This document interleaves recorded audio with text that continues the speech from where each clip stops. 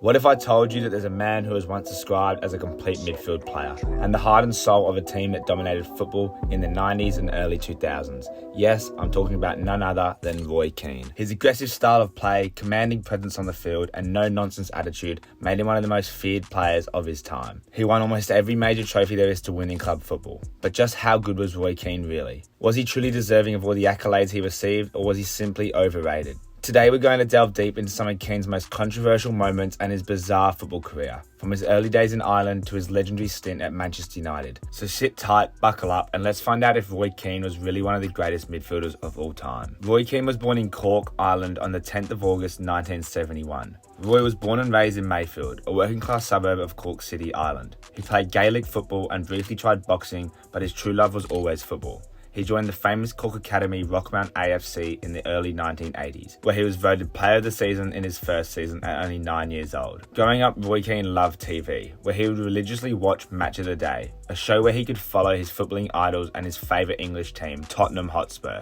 Can you believe that? Roy Keane was a Spurs fan. However, things didn't always go smoothly for the young Irishman. In fact, after a trial with the Ireland schoolboys squad at 14, he was turned down for being just too small. But Keane refused to give up on his dreams and started applying for trials with English clubs. However, each one rejected him. Determined to make it in football, he took on manual labour jobs whilst waiting for his big break. It finally came in 1989, where he signed for semi-professional Irish club Cobb Rambler. Keane quickly established himself as a standout player in the league, showcasing his talents and determination on the pitch. In a league where hard tackles were the norm and no prisoners were taken, Keane's toughness and tenacity stood out. He spent 1 year at Cobb Ramblers, owning his skills and developing his game, and it was during this time that he truly began to focus on his raw talent and put in the hard work. In February 1990, a Nottingham Forest scout saw Keane play against Belvedere Boys FC in Fairview Park in Dublin, and after just one trial, he was offered his first professional contract in English football. Keane signed his contract with Forest for just £250,000 a year and completed the transfer, going for a fee of just £47,000 at the time. A fee now that is about half of Phil Jones' weekly wage. Can you believe that? When Keane first arrived in England, he found it difficult to be away from his family and would often ask for a few days to go back to Cork due to him being homesick. But thanks to the generosity of Forest manager Brian Clough,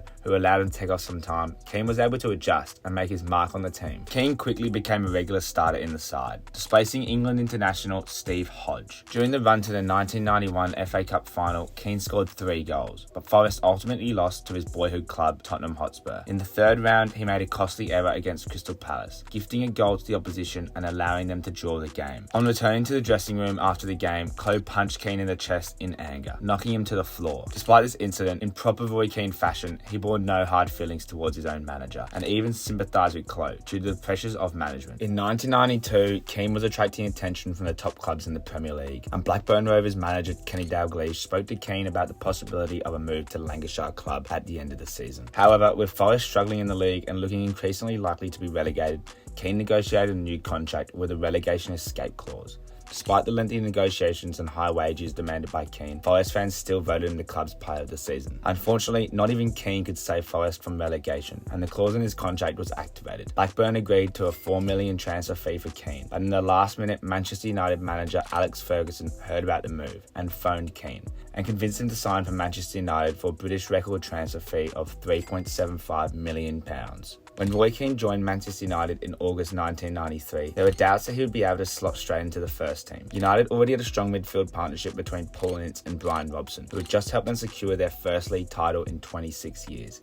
However, Robson was 36 years old and plagued by injuries, and that kept him out of action for most of the 92-93 season. As a result, Keane was given an extended run into the team and made an immediate impact. He scored 2 goals on his home debut in a 3-1 win against Sheffield United, and later scored the winner in the Manchester derby, helping United come from 2-0 down to beat Man City 3-2. By the end of the season, Keane had established himself as a first-choice selection and helped United retain their Premier League title, earning his first trophy as a professional footballer. 2 weeks later, he helped United clinch their first ever domestic double by playing a key role in a 4-0 win over Chelsea in the FA Cup final. The following season was a bit more challenging for Keane and United though. They were narrowly beaten in the league to Blackburn Rovers and lost the FA Cup final 1-0 to Everton. Keane also received his first red card as a Manchester United player during an FA Cup semi-final replay against Crystal Palace.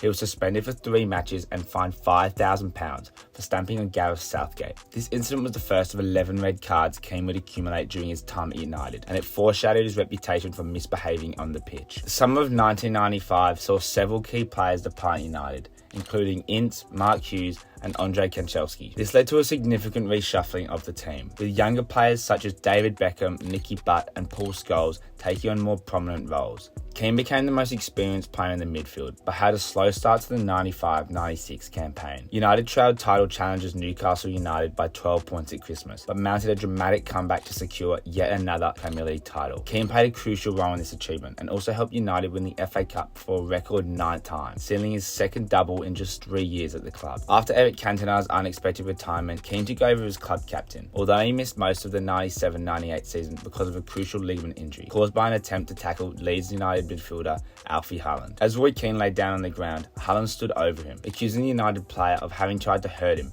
and faking an injury to escape punishment, an allegation which would lead to an infamous incident between the two players just 4 years later. Keane did not return to competitive football that campaign, and could only watch from the sidelines as United squandered an 11-point lead over Arsenal to miss out on the Premier League title.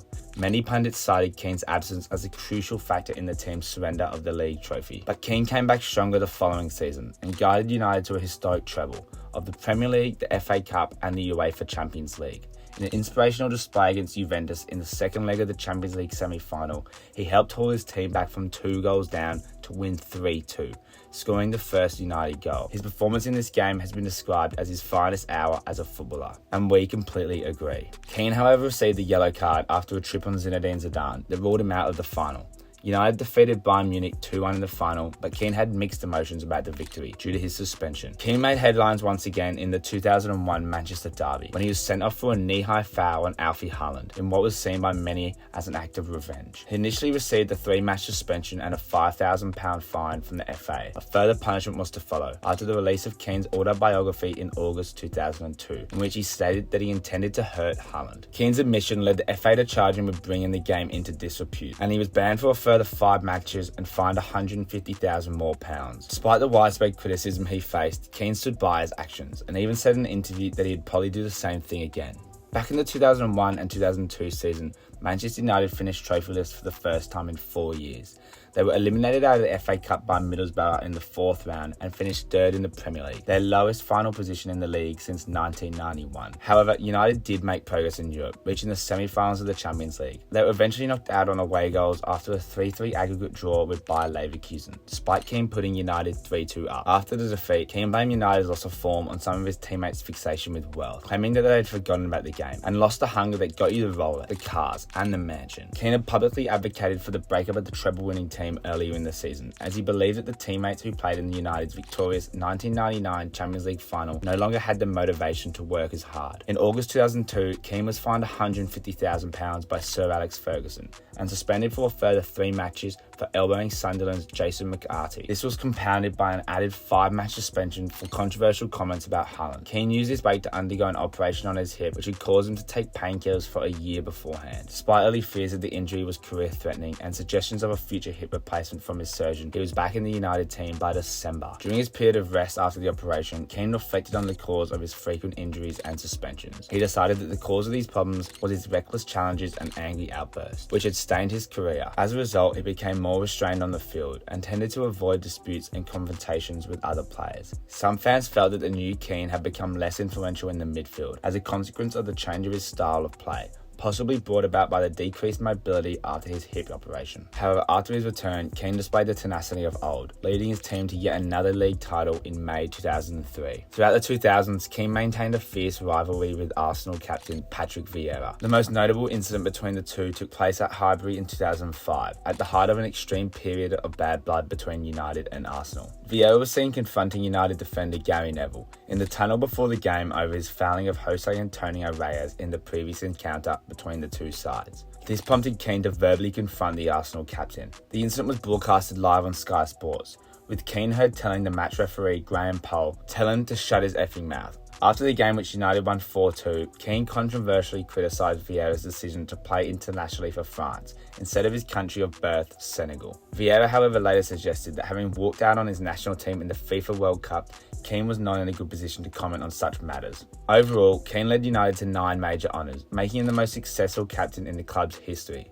Despite Keane's success on the field, his career at Manchester United came to an abrupt end in 2005. In his autobiography, Keane claimed that he was forced out of the club after publicly criticising his teammates following a 4-1 defeat to Middlesbrough. He specifically targeted John O'Shea, Darren Fletcher, Alan Smith and Kieran Richardson, calling them weak and unprofessional. This caused a rift between Keane and Ferguson, and the club eventually decided to terminate his contract. After leaving United, Keane joined Celtic. And in pure Roy Keane fashion, during his first match he was seen criticising some of his new players, as the team crashed out to a 2-1 defeat to Scottish First Division side Clyde in the third round of the Scottish Cup. He led Celtic to victory in his first Old Firm derby against Rangers, and helped the team win the Scottish Premier League title and the Scottish League Cup. However, on June 12, 2006, Keane announced his retirement from professional football on medical advice only 6 months after joining Celtic. Post-retirement, Roy Keane has had spells managing both Sunderland and Ipswich, before transitioning into a well-respected football pundit, known for his frank and often controversial analysis of the game. His analysis often causes extreme uproar due to his blunt delivery and unique opinions. However, we are massive fans of it. Roy Keane was a formidable force in the midfield, and he ranks among the all-time greats in that position. His impact on the game was not primarily measured by goals, as he averaged just 5 goals a season in all competitions during his time at Man United. However, he was a commanding presence on the pitch and an excellent leader, qualities that helped him win numerous titles with his club. Kane's ability to control the tempo of a match, break up the opposition attacks, and drive his team forward was unmatched. So we think he is one of the best midfielders the Premier League has ever seen. So, I'd like to know where you guys would rank Keane in the conversation of the greatest midfielders of all time. Would you put him up there with the likes of Zidane, Modric, Iniesta and Gerrard? We would definitely put him in our top 3 list of defensive midfielders to ever grace the game. So let us know your opinions below. And if you enjoyed this video, please make sure to leave a like and subscribe so you don't miss any future uploads.